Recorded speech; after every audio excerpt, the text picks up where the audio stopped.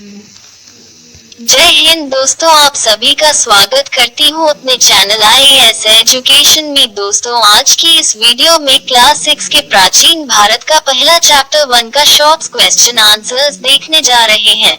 को पढ़ने का फायदा क्या है, ये हम आपको बताते हैं दोस्तों। जो एग्जाम पेपर बनते हैं, प्रश्न पेपर बनते हैं तथा प्रश्न पत्र बनते हैं, वो दोस्तों एग्जामिनर के द्वारा NCERT बुक्स को उठाकर ही बनाए जाते हैं। वो सभी क्वेश्चन दोस्तों एग्जामिनर NCERT बुक से लेते हैं, तो क्यों ना दोस्तों आपको वो पढ़ना चाहिए। जहाँ से पेपर बनता है वो आपके लिए महत्वपूर्ण होगी। तो अगर आप लोग पढ़ना चाहते हैं तो क्लास 6 से क्लास 12 का हिस्ट्री, पॉलिटिक्स यानी कि हर एक सब्जेक्ट आपको पढ़ाया जाएगा। अगर आप लोग पढ़ना चाहते हैं तो चैनल को सब्सक्राइब करके बेल आइकन पर क्लिक कर दीजिए और कमेंट्स पर भी एक बार बता दीजिएगा कि जी हाँ, मैं क्लास 6 से क्लास 12 सभी सब्जेक्ट पढ़ना चाहते हैं NCERT के बुक से। तो चलिए क्लास को यहाँ शुरू करते हैं। क्लास 6 का चैप्टर 1। प्रश्न 1, अतीत किसे कहते हैं? बीता हुआ समय को अतीत कहते हैं। प्रश्न 2, आखिरतक किसे कहते हैं? शिकारी को।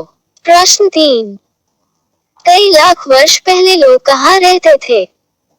नर्मदा नदी के तट पर रहते थे। प्रश्न 4, नर्मदा नदी के तट पर रहने वाले लोग कौन कौन सी चीजों पर निर्भर रहते थे? जड़ों और फलों तथा जंगल के अन्य उत्पादकों पर और जानवरों का शिकार करके।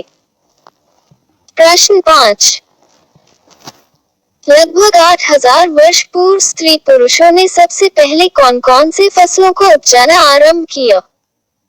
गेहूं तथा जौ। प्रश्न 6, कृषि का आरंभ कब हुआ था? 8000 वर्ष पूर्व। प्रश्न 7, 8000 वर्ष पूर्व गेहूं तथा जौ की खेती कौन से क्षेत्र में हुआ करता था?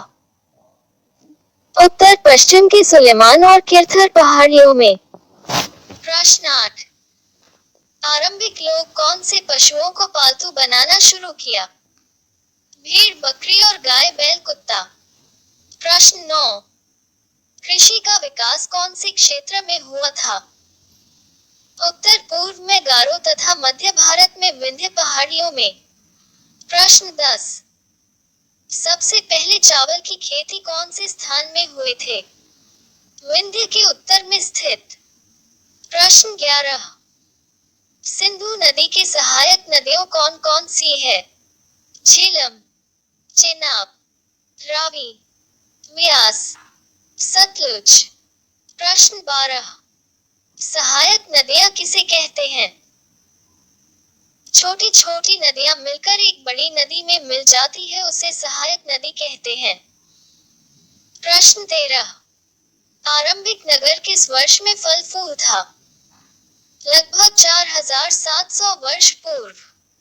प्रश्न 14, गंगा की सहायक नदियां कौन सी है? सोन। प्रश्न 15, गंगा व इसकी सहायक नदियों के किनारे नगरों का विकास कब हुआ था?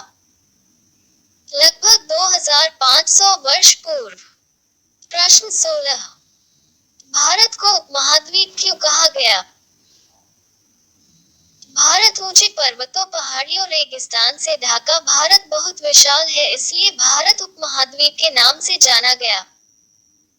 प्रश्न 17, पांडुलिपि किसे कहते हैं? हाथों से लिखी जाने वाले किताबों को पांडुलिपि कहते थे।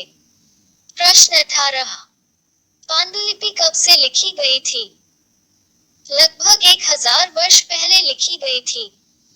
प्रश्न 19, पांडुलिपि कौन कौन से पेड़ के छाल के होते थे? भूर्ज पेड़ तथा ताड़पत्रों। प्रश्न 20, अभिलेख किसे कहते हैं? पत्थर अथवा धातु जैसी अपेक्षाकृत कठोर सतहों पर उत्कीर्ण की जाती थी। प्रश्न 21, लगभग 2250 वर्ष पुराना अभिलेख कहाँ मिली थी? वर्तमान के अफगानिस्तान के कंधार से प्राप्त हुआ था। उम्मीद करती हूँ दोस्तों ये चैप्टर आपको पसंद आया होगा। अगर पसंद आया है तो कमेंट्स में एक बार बताएंगे क्लास 6 से लेकर 12th क्लास तक की NCERT बुक्स आपको पढ़ना है। अगर दोस्तों चैनल पर नए हैं तो सब्सक्राइब करके बेल आइकन पर क्लिक करेंगे तो मिलते हैं आने वाली वीडियो में। जय हिंद दोस्तों।